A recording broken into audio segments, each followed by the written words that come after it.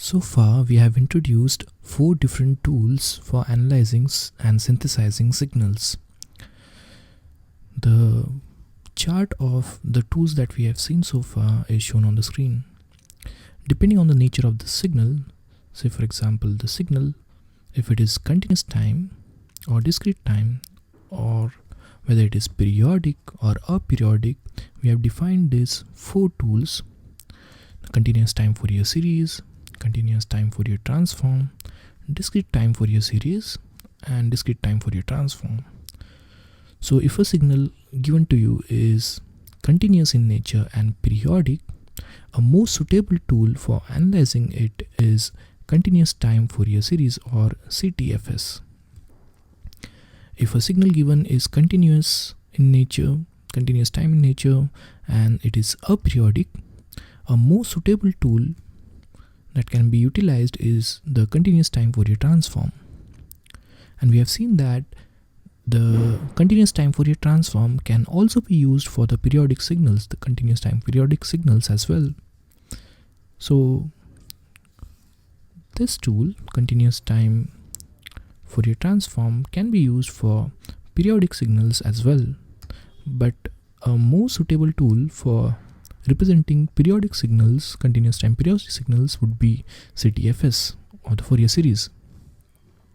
Fourier series, whenever I say series, it is meant for the periodic signals. Whenever I say transform, it is meant for aperiodic signals.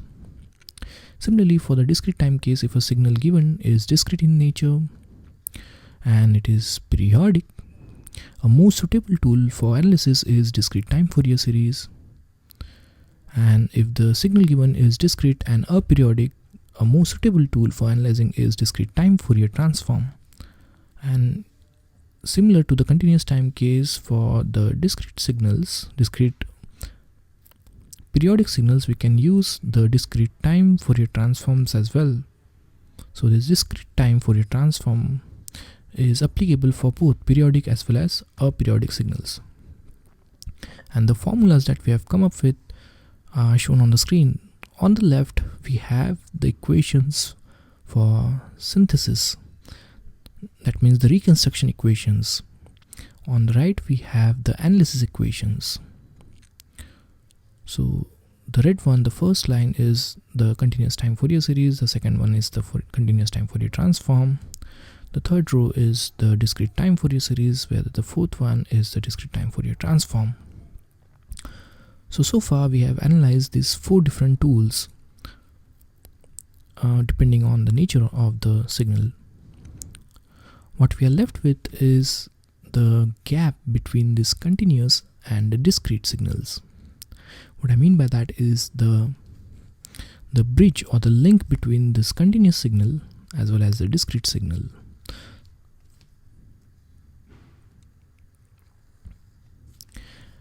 We need to study now how both of these are interlinked. So what is the connection between these continuous signals as well as discrete signals? In order to process a signal, usually with a machine or computer, we need to discretize the signal, which is usually a continuous time in nature. Many of the naturally occurring signals, say for example my speech or bird chirping or any nature identical signals, are continuous in nature. However, for processing them, we require computers, and the computer processes the signals in discrete sense. Now we need to look at how we can convert these continuous time naturally occurring signals to a discrete time signals. Not only that, we need to look at the conversion in such a way that we can come back from the discrete nature to the continuous nature of the signal. What I mean by that is, suppose if we have a signal that is continuous in nature, say x of t, if its equivalent discrete representation is small x of n, we should be able to come up with such a representation of x of n that we should be able to come back to the continuous domain without any loss of information. That is the most challenging task in this process of what is called as a continuous to discrete time conversion. This process is usually referred as sampling. So in this module, we are going to look at what is called as a sampling of continuous time signals. Consider the signals shown on the screen. So let's have a signal that is continuous in nature and have a shape, any arbitrary shape, something like this. This being a continuous time and an aperiodic signal, it would have some Fourier representation, the continuous time Fourier transform, and let's assume some arbitrary shape of this continuous time Fourier transform of this signal x of t, and let that continuous time Fourier transform look like the signal that is shown on the right. Now our aim is to discretize this continuous time signal x of t. That means now we need to see how we can take the samples of the signals, say at this location, and so on. What we are bothered is how we can obtain these samples from this continuous time signal. Now in order to sample, or in order to pick the sample values out of this signal, we must have a sampling function in order to pick these values.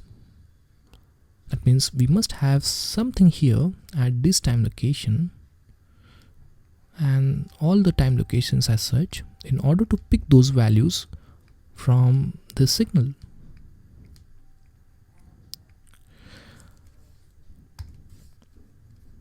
The duration after which we are taking the samples, usually the samples are taken after a certain duration. This duration is what is called as the sampling duration.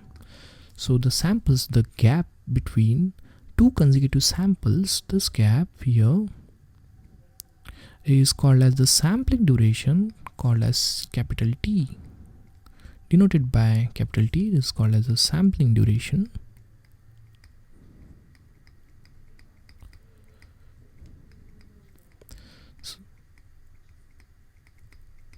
The sampling duration indicates that if certain sample is taken at 0th instant, the next sample would have taken at tth instance, whereas the second sample is taken at the 2t instant, 3t instant, and so on. So the gap between two consecutive samples is of t seconds, capital T seconds. Similarly on the left, minus t, minus 2t, and so on.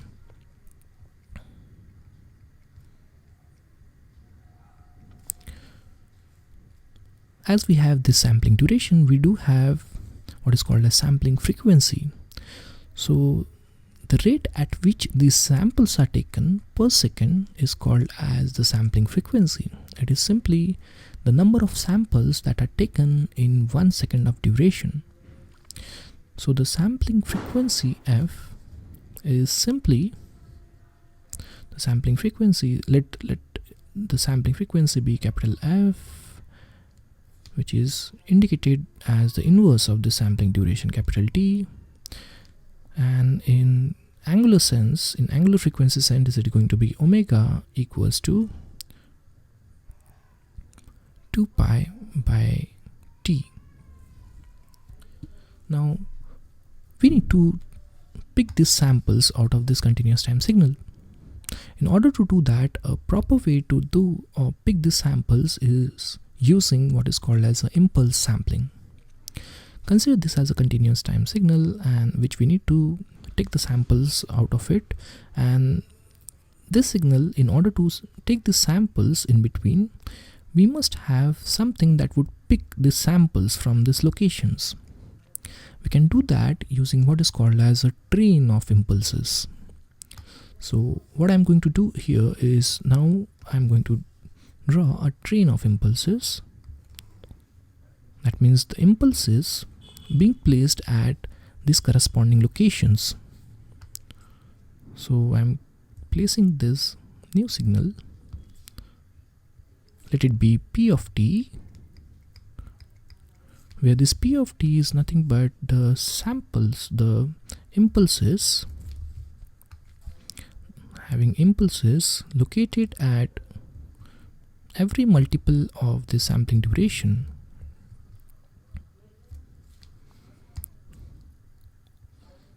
So in order to denote this, I will be representing this by P of t, and this is going to be like this.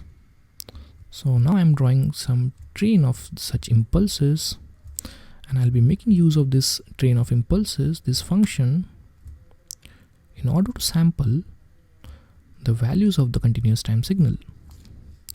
So now I'm having this train of impulses. So this impulses, as we know, this impulses or should be located at the integer multiple of this sampling duration. So whether it is t or 2t, 3t, 4t, and so on, this is time. Similarly, in the negative direction, minus t, minus 2t, minus 3t, and so on. Now this must continue until the duration of the signal.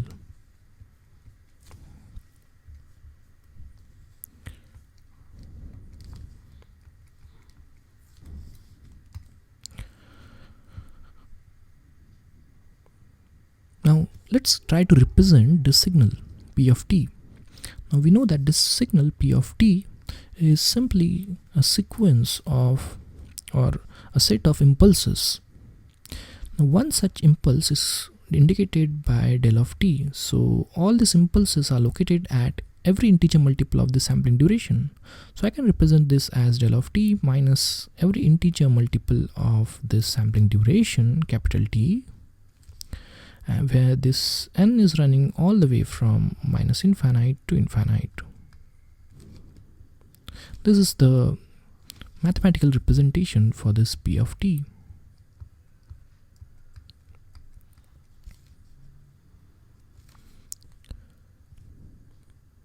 Now let's try to see what happens if we try to multiply this x of t with P of t. So I'm trying to multiply both of the signal x of t and P of t. We know from the basic sampling property of the impulse that, so I'll write that on the right. So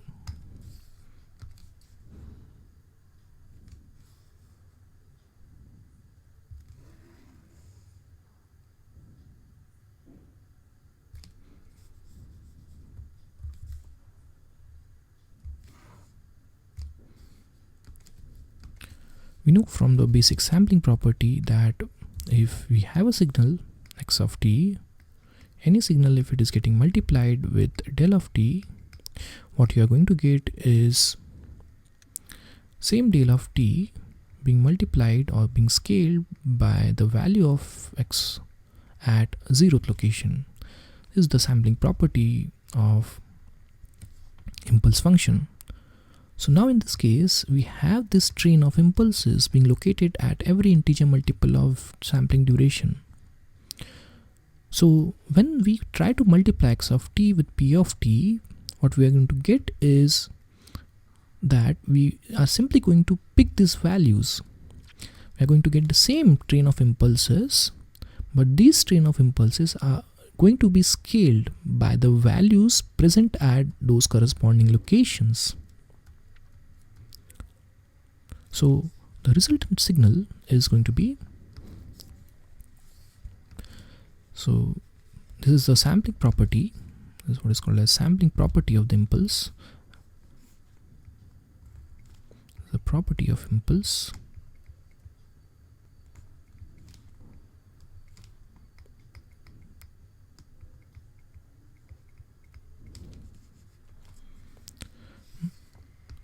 Now if we try to multiply x of t with P of t, we are going to obtain a new signal.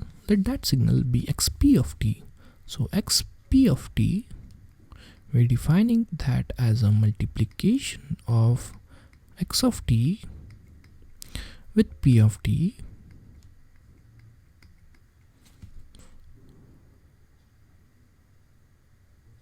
Now as we know from this property, what we are going to get is the same impulse being, if we multiply a signal with an impulse, we are going to get the same impulse being scaled by x value at that location. So what we are going to get here is x of t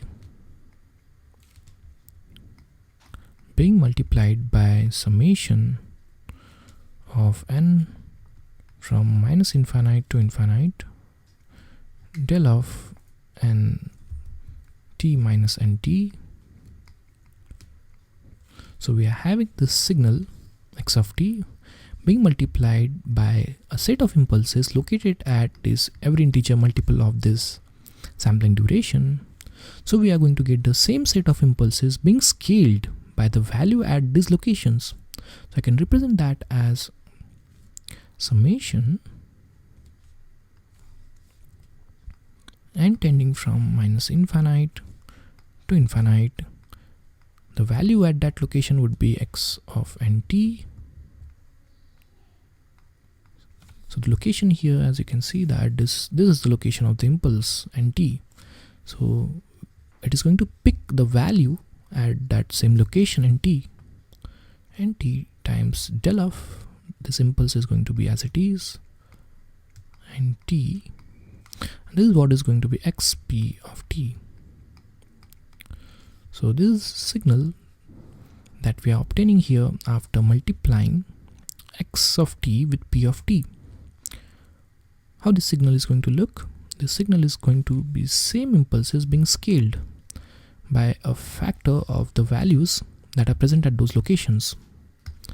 So I'll simply try to draw the representation for it. I'll shift this signal and write it here. So these impulses, I'll make some space here.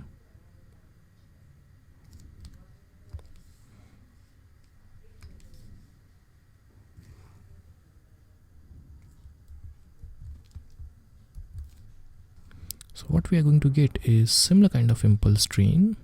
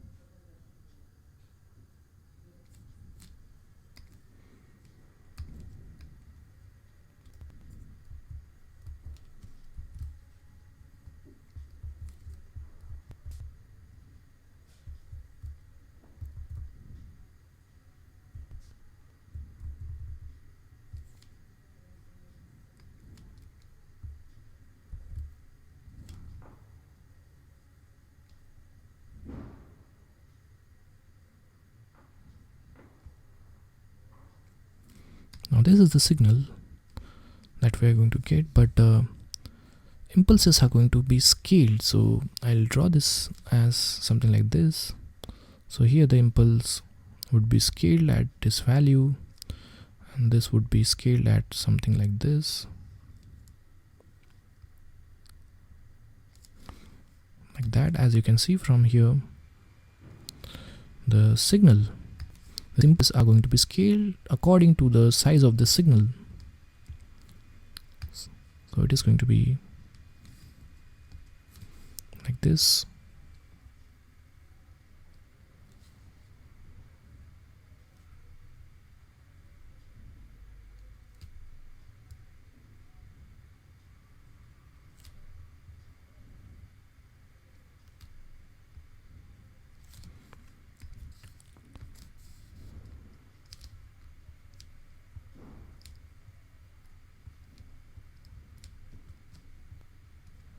You can see the envelope of these impulses is going to be having the shape similar to the original signal.